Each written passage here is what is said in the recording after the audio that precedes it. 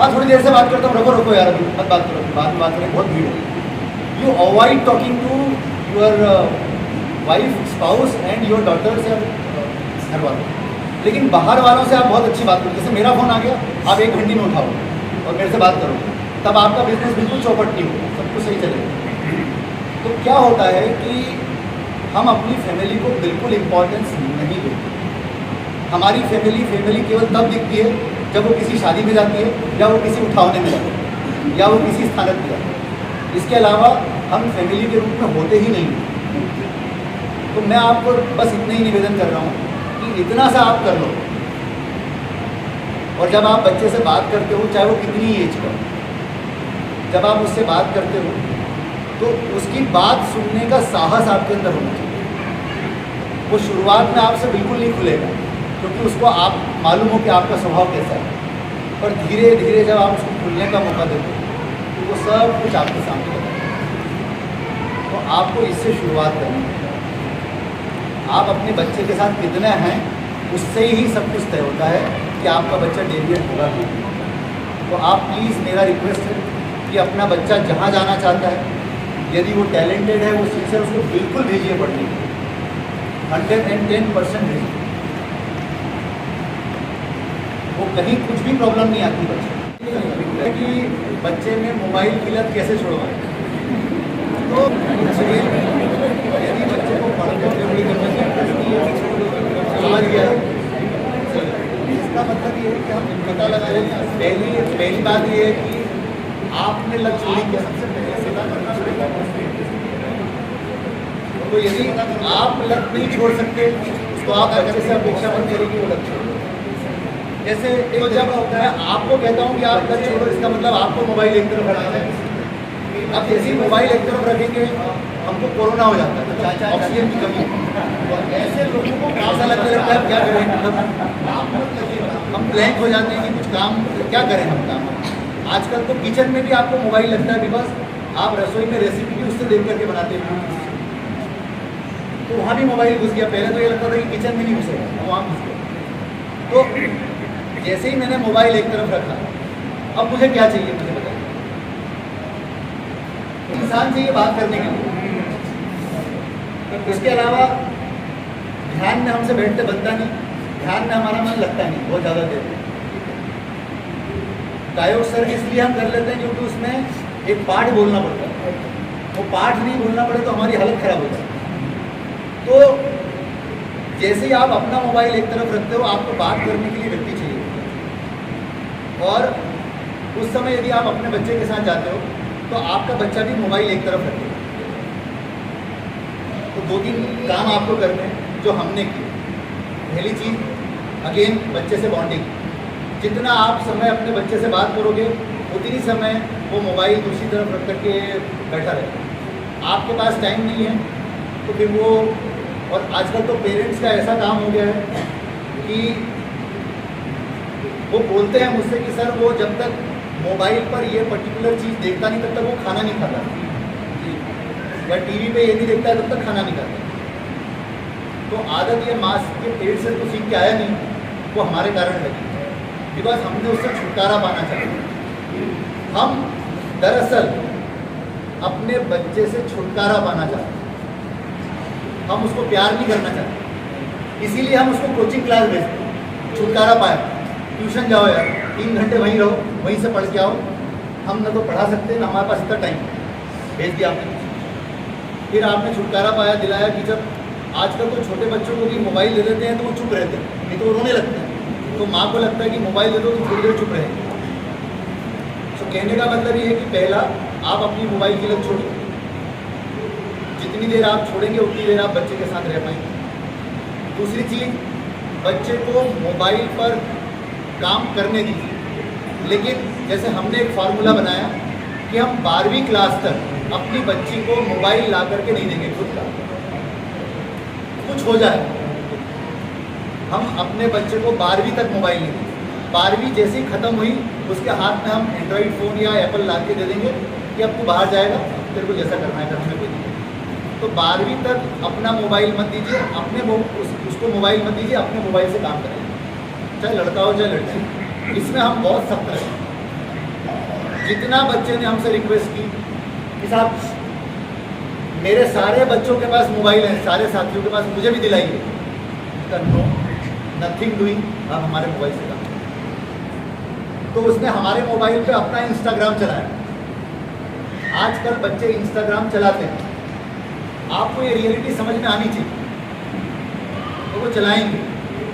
अब आप ये बोलोगे कि नहीं वो कुछ ना करें तो ऐसा संभव है, तो आप उनको मोबाइल पर रहने दीजिए, मोबाइल पर भी काम करने दीजिए, लेकिन शुरुआत में प्यार से और दृढ़ता के साथ में आपको उनके साथ आना पड़ेगा और उसको ये विकल्प देना पड़ेगा कि मोबाइल नहीं तो फिर क्या।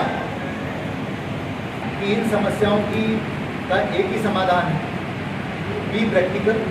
प्रैक्टिकली वो मोबाइल का उपयोग करेगा, वो दूसरे कामों में भी करेगा, और आप उससे अपना काम करवाइए मोबाइल में कि जब तू एक अच्छी रेसिपी खोज के दे, या अपने को यहाँ पर किसी को गिफ्ट करना है तो तू मंत्रा पे जाकर के बढ़िया सी ड्रेस निकाल के दे, वो आपको निकाल के देगी, तो वो फालतू चीज़ें नहीं देखेगी उससे, वो इधर आ जाएगी। आजकल इंस्टाग्राम पे 6ठी क्लास के बच्चे भी अलग अलग तरह के वाहियात कपड़ों में अपने फोटो डालते हैं। तो आपका बच्चा जब पार्टी में जाता है और वो सादे कपड़ों में जाता है और बाकी के बच्चे शॉर्ट्स में आते हैं, तो आपका बच्चा ह्यूमिलिएट फील करता है कि मेरे को। और आपको बता दूं क्या बोलते हैं, हमारी बच्ची ने बताया कि उसको उसकी सहेलियां आंटी बोलती कि तो अभी से आंटी बन गई, तो मम्मी टाइप की है। अब क्या आपका बच्चा ये बात आकर के आपको घर में बताता है? यदि ये बताता है तो आप इसका क्या सॉल्यूशन करते हो, ये इंपॉर्टेंट है। तो पहली चीज़ तो ये कि बताता भी है कि नहीं बताता। नहीं बताता तो ये आपकी सबसे बड़ी हार है। इसका मतलब उसको बताने वाला घर में कोई नहीं है, वो ये बाहर जाके बताएगा, फिर वो किसी और व्यक्ति के साथ लगेगी या लगेगा, फिर आपको परेशानी होगी कि क्या हो गया, मेरी इज्जत का फूंका निकल गया और मेरी बच्ची के बारे में कुसर कुसर हो रही है समाज में। तो आपको बता रहे हैं, बता दिया तो सॉल्यूशन क्या है? तो इसका मतलब ये है फिर आपको एक सॉल्यूशन निकालना, जैसे हमने निकाला कि हमने कहा चलो शुरुआत ऐसे करते हैं कि जैसे मेरे साथ यदि मेरी बच्ची जाएगी और बहुत छोटे कपड़े पहन के जाएगी, तो एज ए पेरेंट मैं बहुत घबराता हूँ। मान लीजिए मैं चारों तरफ देखता रहता हूँ कि इसको कोई घूर तो नहीं रहा, ऐसा होता है। तो मैं कहा कि चलो बीच का रास्ता निकाल, जब तू अपने दोस्तों की पार्टी में जा रही हो तो तू ऐसे कपड़े पहन के चलेगी, हम सिलेक्ट करेंगे कपड़े, ऐसे कपड़े पहन के हमें कोई प्रॉब्लम नहीं। लेकिन जब तू हमारे साथ जा रही है और परिवार के कार्यक्रम में जा रही है तो भाई ऐसा मत। तो जब आप उसकी एक जगह बात मानो तो दूसरी जगह वो आपकी बात मानो, ऐसा करके हमने रास्ता। अब आपको अपना तरीका खोजना पड़ेगा रास्ता में, पर आप यदि ये बोलोगे कि वो वैसे कपड़े पहने ही नहीं तो फिर ये गलत बात देने को बोल। लोग मेरे से बोलते हैं कि साहब माँ का प्यार अनकंडीशनल होता है, बिना शर्त। माँ अपने बच्चे को बिना शर्त प्यार करती है, ऐसा बोलते हैं। खा कभी नहीं होता। प्रेम अनकंडीशनल तब होता है जब माँ हर बच्चे को अपने बच्चे की तरह प्यार करती है। लेकिन यदि होली पर 2 बच्चों में कलर लगे हैं और एक बच्चे को आपने अपना बच्चा समझ करके धो दिया उसका कलर, और थोड़ी देर बाद वो दूसरा बच्चा निकला, तो आपका प्रेम जमीन पे आ जाए। तो माँ का प्यार भी बिना शर्त नहीं होता है, उसकी एक कंडीशन है कि मेरा बच्चा होना चाहिए। क्या बात करते हो? पर मेरे लिए तो कोई कंडीशन ही नहीं है, मेरा बच्चा भी नहीं है यहाँ पे, तो मैं क्यों खट रहा हूँ? और मैं कह रहा हूँ आपसे बार बार, आपके लिए मेरे पास समय ही समय, अखंड फुर्सत है। आप ये मानो समाज के लिए अखंड फुर्सत, फायदा उठा सकते हो आप। तो मेरा आपसे निवेदन है, आप यदि इस बात को नहीं समझे, मैं आपसे कहता हूं कि आप लोगों में से महिलाओं और पुरुषों को पेरेंटिंग की क्लास लेना चाहिए। पेरेंटिंग का भी कोर्स होता है, आप दूसरों को भी अच्छा पेरेंट बना सकते हैं। और केवल 2 ही चीज़ें, समय और बात करने का तरीका। हमें बच्चों से बात करने का तरीका नहीं आता, ये कर लेंगे तो सारी समस्या हल हो जाएगी। मोबाइल की समस्या हल हो जाएगी, अंतरजातीय विवाह की समस्या हल हो जाएगी।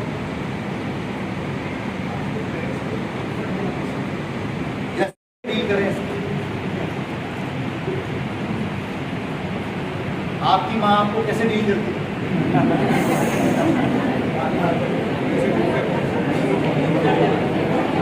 आपने वैसे किया तो आपके लिए दिक्कत पड़ेगी। तो पहले ये सोचना पड़ेगा कि ऐसा क्यों होता है। सास और बहू कभी मित्र नहीं हो सकते, और माँ और बच्चे कभी दोस्त नहीं हो सकते। ये दोस्ती वोस्ती का चक्कर नहीं होता है। सास और बहू बिल्कुल दोस्त नहीं हो सकते, मतलब माँ बेटी नहीं हो सकते, दोस्त माँ बेटी नहीं। रिश्तों को हमको क्रैक नहीं करना चाहिए। वो रिश्ते बिल्कुल अलग तरीके के और माँ बेटी के बिल्कुल अलग है। वो दिखावे का है केवल कि हम माँ बेटी हैं, ऐसा नहीं होता। लाइफ ऐसी नहीं चलती। और ऐसे ही आप बच्चों के दोस्त नहीं हो सकते, क्योंकि यदि आप हर समय बच्चे के साथ उसको पूरी लिबर्टी देते रहेंगे तो बच्चा बिगड़ सकता है। तो विनम्रता के साथ दृढ़ता भी जरूरी है, कहीं कहीं पर उसको रोकना भी जरूरी है। तो कहने का मतलब ये है कि पहली बात ये कि हमारा बच्चा गुस्सा क्यों करता है। जब उसने हमसे कुछ कहा और जैसा इन्होंने कहा हम ओवर रिएक्ट करते हैं। या तो हमने मार दिया, या हमने बहुत ज़ोर से शाउट किया, या बच्चे के कारण पति पत्नी झगड़ने लगे। और ये बहुत होता है कि पत्नी ये बोलती है कि भाई, अब क्या होता है कि हमारे परिवारों की ये प्रॉब्लम है कि पति अपने आप को बच्चों के लालन पालन से बिल्कुल दूर रखते हैं। उनको ये लगता है कि ये उनकी जिम्मेदारी है ही नहीं। तो पत्नी दिन भर सर उठाती रहती बच्चों के साथ। अब इनका भी एक पेशेंस लेवल होता है, दिन भर वही रोना वही किटकिट सुनना। तो फिर ये भी उबलती हैं, फिर ये भी जब उबलती हैं तो फिर दोनों के बीच में फाइट होती है। तो फिर बच्चे भी गुस्सा करना सकते। तो पहली बात यह है कि बच्चे का लालन पालन माता और पिता की संयुक्त जिम्मेदारी है। इसको केवल एक के ऊपर ढोलिए मत। पीटीएम में अकेले जाइए मत। पत्नी को स्कूटी पे पीटीएम में मत भेजिए। पत्नी को स्कूटी पे बच्चों को अकेले स्कूल छोड़ने मत भेजिए। दोनों ज्वाइंट रिस्पॉन्सिबिलिटी इसकी लीजिए। जब बच्चा पति पत्नी को हिल मिल करके रहना देखता है तो उसके अंदर का गुस्सा ऑटोमेटिकली कम होता है। एक बात तो। दूसरी बात ये है, अगेन, आप उस तरह से बच्चे के साथ बिहेव करते हैं जैसा आपके माँ बाप ने आपके साथ किया। आप बिल्कुल वैसे ही बिहेव करने की कोशिश करें। तो आज की जनरेशन के बच्चों के साथ आप ऐसा बिहेवियर नहीं कर सकते। जैसे आप जब बोल रही थी तो प्रश्न ये है कि मैं क्या कर रहा था। क्या मैं आपको पूरी तरह सुन रहा था या मेरा दिमाग कहीं और भी था? यदि मैं आपको पूरी तरह से फोकस होकर नहीं सुन रहा हूँ, इसका मतलब ये एक्टिव लिसनिंग है। तो हम क्या करते हैं, बच्चे ने अधूरी बात की, बीच में हम बोलना शुरू करते हैं, तो एक्टिव लिसनिंग है। तो आपका काम ये है कि कोई ऐसी बात छेड़िए जो बच्चे की पसंद की और फिर उसको शुरू हो जाने दीजिए। तो हर बार आपको एक ऐसा टॉपिक निकालना है जो बच्चे का फेवरेट टॉपिक है। कोशिश करें। ऐसे टॉपिक जब खत्म हो जाए तो दूसरे तरह के टॉपिक निकालना है, ओपन एंड। जैसे मान लीजिए आप अपने बच्चे के साथ वॉक कर रहे हैं, तो फूल कितना सुंदर खिला रहे हैं, ऐसी कोई मतलब उसको बोलने का मौका दें। और आपको मैं एक बात बता दूँ, हमारी प्रॉब्लम ये है कि हम एक रात में ही चाहते हैं कि सब कुछ चमत्कार हो जाए और हमारा बच्चा कल से ही बिल्कुल सुनने लगे। तो 14 साल ऐसे निकल गए ना, आपको 1-2 साल लगेंगे इसको, एक दिन में नहीं होगा। और हमारी प्रॉब्लम है कि हम पेशेंस लूज करते हैं। हमको लगता है नहीं ऐसे नहीं चल पाएगा यार, ये कब तक इससे सीख हो रहा है। तो आपको टाइम लगेगा और हमको बहुत टाइम लगा। और मैं आपको बता रहा हूँ, मैंने बहुत ठोकरों से सीखा है, बहुत ठोकरे लगे, और अब समझ गए। और समझने में समय लगा, लेकिन हमारे बच्चे तो तब तक रास्ते पे आ रहे हैं।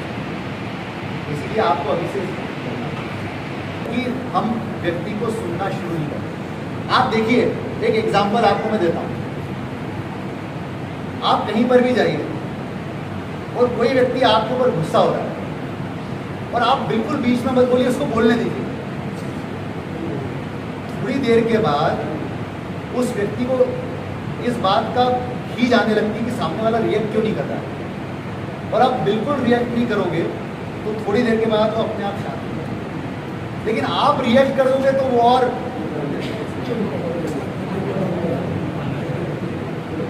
तो नॉन रिएक्टिव बनना और एक्टिव लिसनिंग करना, ये दो टूल हैं। ये पहले आपको सीखना पड़ेगा। मैडम, जब तक आप नहीं सीखेंगे, पहले आप डिप्रेशन से कैसे। अच्छा, एक चीज़, पहले मेरी बेटी ने पार्लर का कोर्स किया है और आगे पढ़ने के लिए वो इंदौर और दिल्ली जाकर के कोर्स जाना चाहती है। वो बहुत सीधी है, उसको भेजने में डर लगता है। स्वाभाविक है, माँ को डर लगेगा, भेजने में डर लगता ही लगता है। सो सभी के घरों में लगता है। लेकिन मेरा कहना ये है कि यदि हम भेजने में डरते हैं तो उससे दो बड़े नुकसान हैं। पहला नुकसान ये होगा कि आपका बच्चा आपकी फोटोकॉपी हो जाएगा। जैसे आप अपने सपने पूरे नहीं कर पाए, कई सारे होंगे आपके सपने जो आप पूरे नहीं कर सकते, ये की कहानी आपका बच्चा दोहरा है, वो भी अपने सपने पूरे। दूसरा नुकसान ये होगा कि उसका पूरा टैलेंट बर्बाद हो जाएगा और वो पूरी जिंदगी आपको इसके लिए जिम्मेदार ठहराएगी। आपको कि आप दोनों ने करने नहीं दिया, नहीं तो मैं तो यहाँ पहुँच जाता। तो इसीलिए हमारा काम ये है कि आप देखिए कि ब्यूटी पार्लर का सबसे अच्छा कोर्स कहाँ होगा।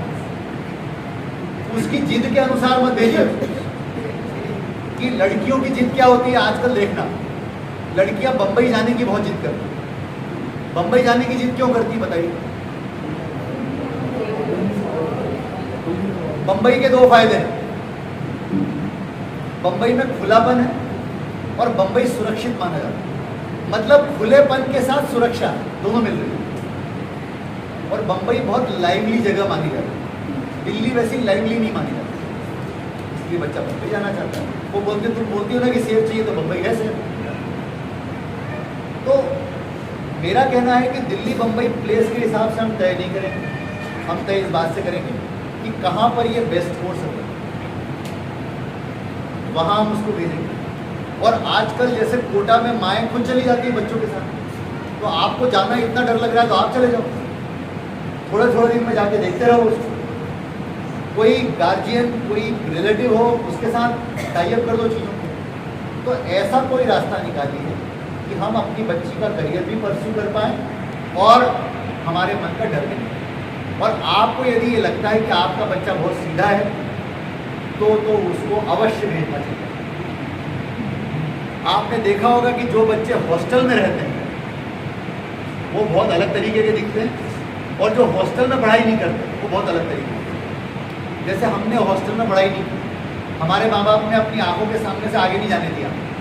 उन्होंने कहा कि तुम अकेले लड़के हो, हम तुमको आंखों के सामने से नहीं जाने देंगे। तो हमने बोला मत जान दो भाई, यही पढ़ेंगे। तो खरगोन में ही बीकॉम किया, सब कुछ खरगोन में किया। फिर बाद में जब नौकरी लगी तब जाने दिया। तो हमारे अंदर वो गट्स नहीं आ पाए जो हॉस्टल के बच्चों में आ जाते हैं। वो हमको आगे ट्रेनिंग में सीखना पड़ा। फिर हमारी 2 साल की ट्रेनिंग हुई, तब हमको सिखाया जो सब हम सीख सकते थे हॉस्टल में।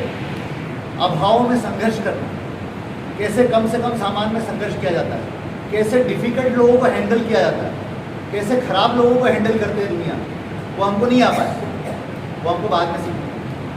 तो इसीलिए बाहर भेजिए उसको, ताकि बच्चा स्मार्ट बन सके।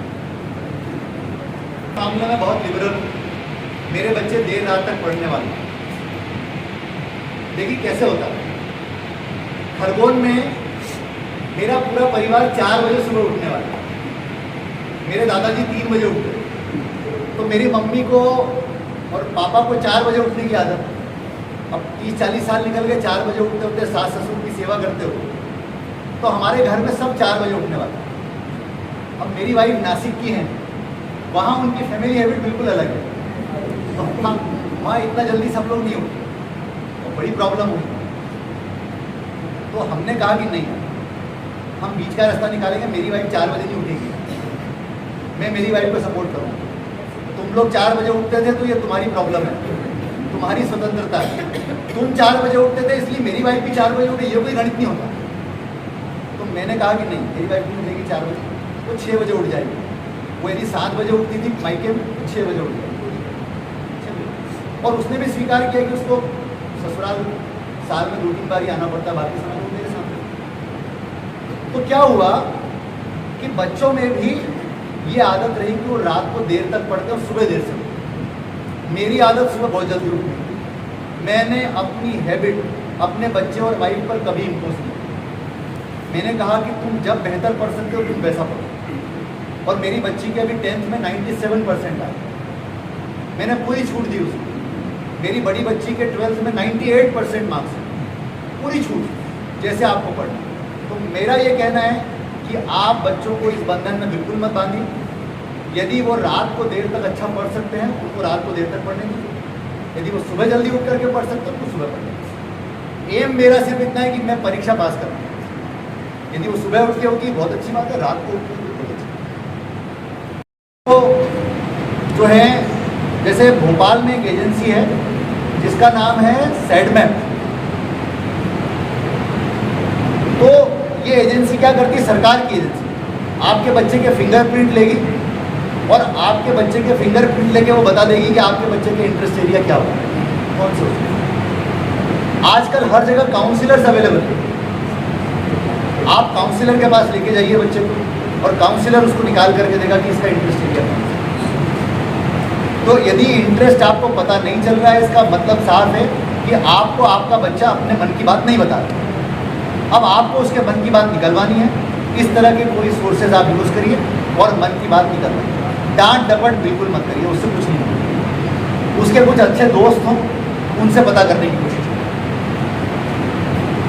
अगला ग्रुप के माध्यम से क्या कर सकते हैं, बहुत कुछ कर सकते हैं। जैन सोशल ग्रुप और लायंस क्लब, रोटरी क्लब, ये जितने क्लब हैं बहुत अच्छा काम कर सकते हैं। लेकिन अनफॉर्चुनेटली ये हुआ है कि ये केवल पार्टी के स्थान बन के रहे, जहाँ केवल पार्टी होती है और जहाँ हम केवल एंजॉय करते हैं। और अब जैन सोशल ग्रुप जो है विदेशों की यात्राएं कराते हैं कपल को, और ये कराते हैं वो कराते हैं, वो यही करते हैं। तो आप ये करिए, मुझे प्रॉब्लम नहीं है इससे, वो आपका मैंडेट है। लेकिन इन चीज़ों के ऊपर आप ध्यान नहीं दोगे तो आप अपनी आगे आने वाली पीढ़ियों को बर्बाद कर रहे हैं। तो आप कर सकते हैं, क्योंकि जैन सोशल ग्रुप में बड़े यंग लोग होते हैं, उन लोगों का आप यूज़ करिए, इस प्लेटफॉर्म का उपयोग करिए जिसके माध्यम से हम इस तरह के काम कर सकें। जैसे मैंने बताया था आपको कि आप जैन सोशल ग्रुप के माध्यम से हर संडे को या हर महीने एक फोरम लगाइए स्थानक। आप लोगों में से कोई चार्टर्ड अकाउंटेंट होंगे, कोई एडवोकेट होंगे, कोई पुलिस में होंगे, कोई ज्वेलर होंगे, कई तरह के लोग होंगे। महिलाओं में से कुछ अच्छी कुक होंगी, कोई अलग अलग तरह के प्रोफेशन होंगे। हमने ये इनिशिएटिव लिया था जिसको हमने टाइम बैंक का नाम दिया कि भाई मेरी एक ज़मीन की समस्या है और जैन समाज में एक वकील अवेलेबल है, तो महीने में एक बार वो वकील साहब बैठेंगे स्थानक और हम कहेंगे कि जितने लोगों की वकीलों से संबंधित समस्या लेके आओ, वकील साहब उनको सबको फ्री की सलाह देंगे। एक पुलिस वाला जैन बैठेगा, हम कहेंगे जैन समाज वालों से कि सारे लोग पुलिस केस लेके आओ, ये जैन समाज का पुलिस वाला आपको समाधान देगा कि पुलिस केस का क्या करना चाहिए। एक चार्टर्ड अकाउंटेंट को बिठाइए, वो आपके इनकम टैक्स के केस देखेंगे और फ्री में आपको समाधान देंगे कि आपको क्या करना चाहिए। एक काउंसिलर को बिठाओ। ये व्यवस्था आपको हर महीने में एक बार शुरू करनी चाहिए जैन सोशल ग्रुप के माध्यम। इतना कर लोगे बहुत बड़ी बात। और एक व्यवस्था और शुरू कर सको जो हमने भोपाल में शुरू की। हमने शुरू किया, आपको पता है कि सुनना यानी लिसनिंग एक करियर विदेशों में बुजुर्गों के साथ टाइम बिताने वाले लोग नहीं हैं।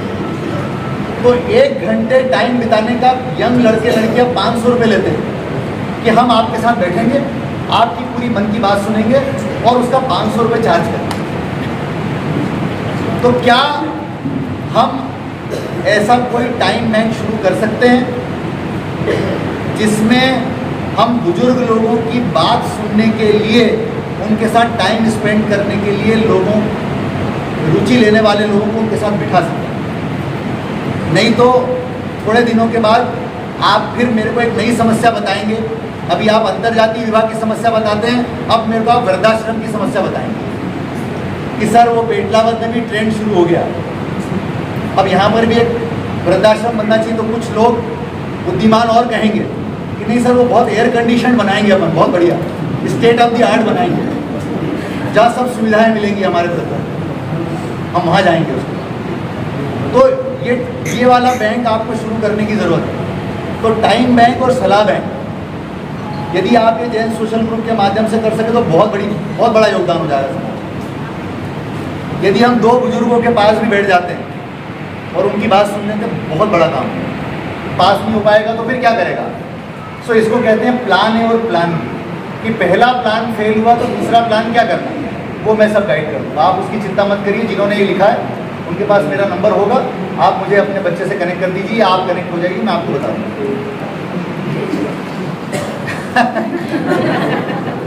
अगेन, यदि आपने हमारे इस चैनल को अभी तक सब्सक्राइब नहीं किया है तो नीचे दिए गए लाल बटन को दबाकर बेल बजाइए व ताज़ा व आपसे जुड़ी जानकारी पाइए। खबर पसंद आने पर इसे लाइक और शेयर करना न भूलें। आज के लिए बस इतना ही। बहुत जल्द फिर मुलाकात होगी आपकी ही आसपास की खास घटना व मुद्दों के साथ। तब तक के लिए नमस्कार।